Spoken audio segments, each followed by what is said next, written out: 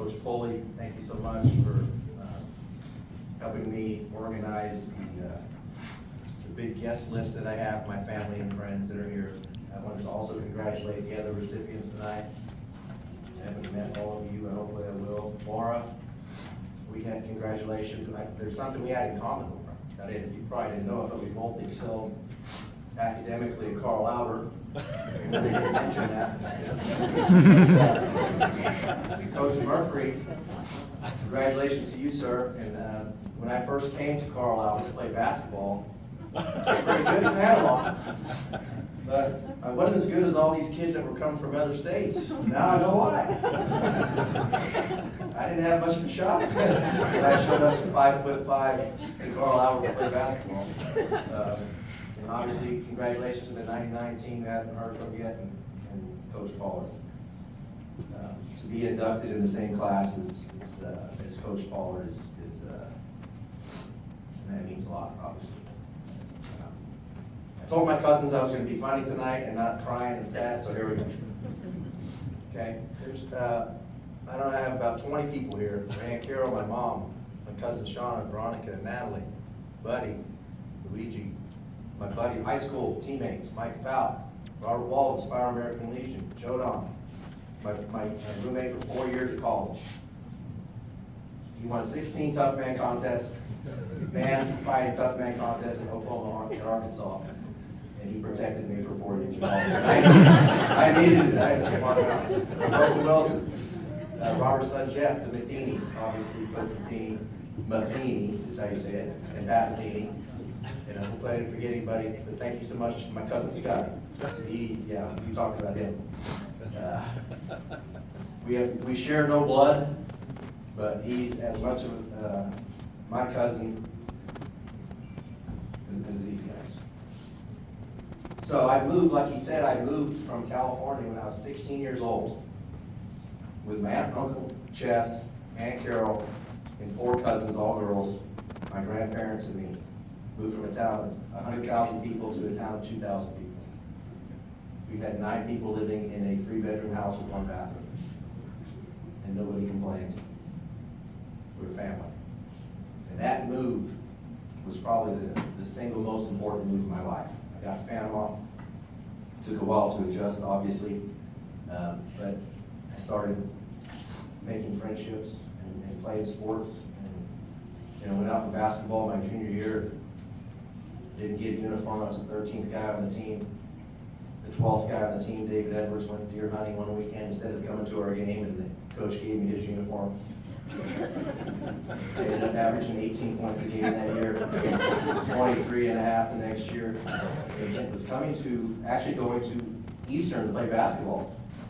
And I'm kind of mad at you about this, Coach, because we already had Joe Don and Chuck Stout coming, Carl Albert, and I was on their team, and I was doing pretty well, and I was like, man, I wonder why those guys, coach isn't recruiting me to go to Carl Albert. And I was going to Eastern to play basketball and walk on baseball. And so, I guess my luck, I got 15 hits in a row over 2 days, and Coach Pollard showed up and asked Joe Don and Chuck and said, hey, can Frye, is he as good as Danny Wan? And they're like, what? Danny Wan's a pitcher. So he goes, hey, you want to come to Carl Albert and play basketball and baseball? I was like, yeah. I live like 10 miles away from here. So I showed up at Carl Albert. Baseball was great. I mean, I came in, we had a returning sophomore, and we shared time at first, and then eventually I became the starter, played summer ball in Legion again. I was so young when I graduated that after 1 year of college, I went back and played Legion, and played with Joe Don and Chuck and some other guys, and with Robert also. And my sophomore year, I had a great year at Carl Albert. I hit 430 something, and Coach Pollard calls me in his office. And he called me in his office a lot, but he usually doesn't do good stuff. This time, he called me in, and I sat down. I said, what's up, Coach? He goes, I think you're a year away. I said, from what? He goes, get drafted. And I said, by the Army? I'm not lying. I said, by the Army? He goes, no, you knucklehead, professional baseball. And I was like, come on, Coach, I'll never be that good. And we were getting ready to go to the JUCO tournament. We made the JUCO tournament. And he had a meeting about all these schools that were recruiting me, OU, Oklahoma State, Texas. He goes, "But I don't want him to go there. I want him to go to Miami. They were the powerhouse, or Cal State Fullerton, or Florida State." I was like, "Yeah, that's right, Coach. I want to go there too." So we go to the JUCO tournament. I go 7 for 11, which is pretty good. 3 games, and nobody called. Got home and they said that I was too slow, knock-kneed, and duck-footed.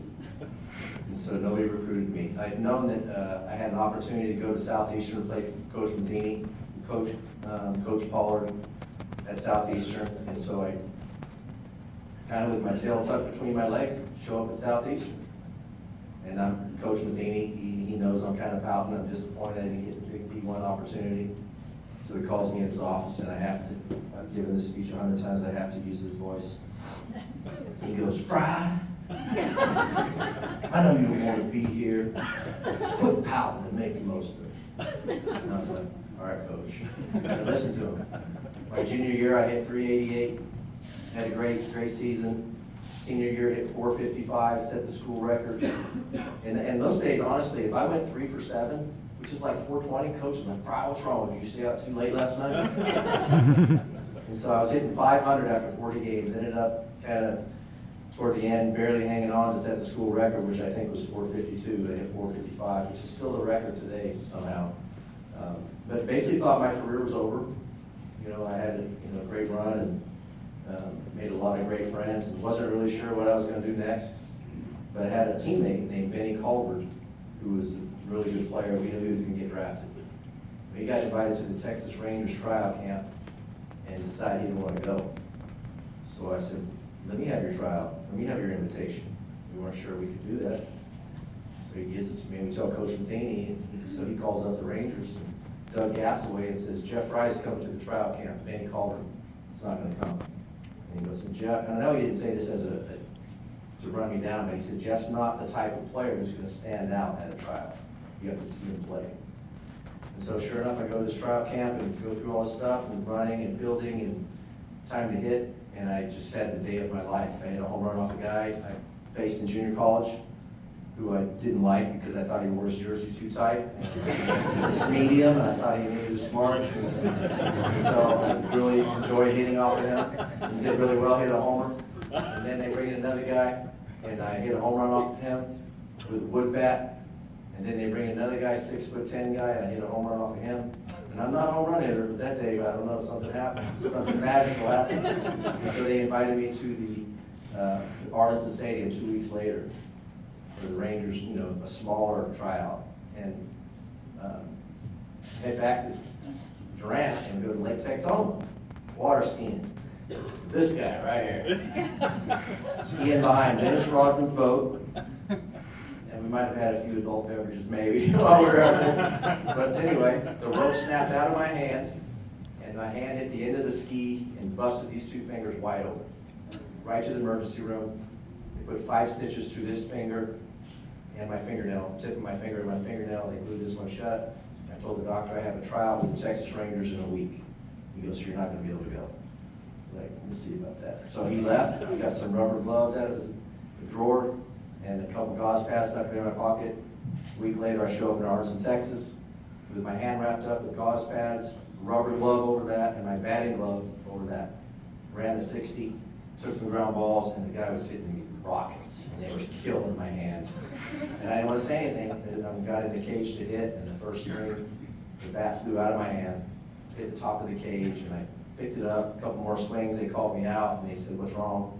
And so I take off my batting glove, and when you're a folk hero, okay, the legend has grown. It's like, "Oh, the blood was dripping down my arm. Should we amputate them?" Anyway, there was some blood around my fingers, and they said, "What happened?" I told them. They said, "Go home, we're going to draft you, and get your hand ready. Obviously, you want to play pretty bad." So I go back to Southeastern at the Garden Villa. We called it the Garbage Villa. It's government housing, which I didn't mention anything about the trailers that we lived in.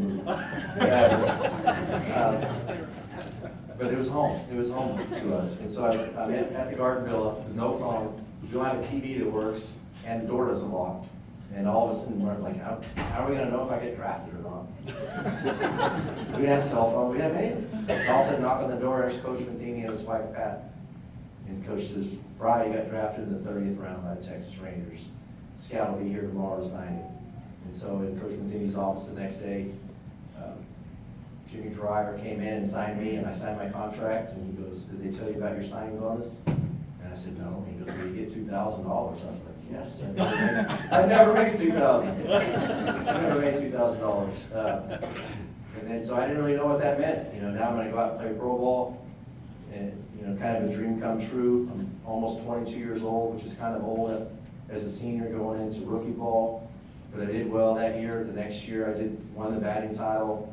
Got the AA, was struggling, changed my swing to a leg kick, and really excelled from there, and ended up playing, everybody says 8 years, but it's actually 9 years and 15 days. You know that. 9 years and 15 days. That's how many years I got Major League service. When I retired in 2002, I had the opportunity to become a sports agent. So I became a sports agent without a law degree for 21 years, representing quite a few Major League players. Enjoyed that. It's really not the field for me. I'm an honest guy, and I don't believe in going around trying to steal other people's clients, so I stuck it out as long as I could. And then now I'm doing more keynote speaking and brand ambassador stuff and camps and clinics. Because of She Gone. I don't know if you want to look at hashtag She Gone on your social media, you should check it out. I do some pretty silly stuff. But the guys who know me, the guys I grew up with, knew that I was always kind of the smart aleck guy who did silly stuff. They found out on the golf course today. Man, we were bad. How'd we get third? Man, I don't know. I've learned that 2 falters makes 1 good golfer. They added up to 1 good golfer. Yeah, it was good. But this is a great honor. This is a great honor for me. I'm so happy to have my family here and all my friends who took the time to miss the first game of the World Series to be here to listen to everybody babble on a little bit. But this is a great honor. This to me is where it all began. This was my first opportunity, and if it wasn't for Coach Pollard asking Chuck and Joe Don if Nanny Wan was better than Jeff Frye, I may never be here. But I love you, Coach. I thank you so much for the opportunity you gave me and holding me accountable for my actions, because I was a kid who grew up without a dad, and I was kind of a knucklehead at times, kind of a big knucklehead. And thankfully I had guys like Coach Pollard and Coach Matheny to get me in line. And between those 2 men and my Uncle Chess, if it wasn't for them, I wouldn't be here.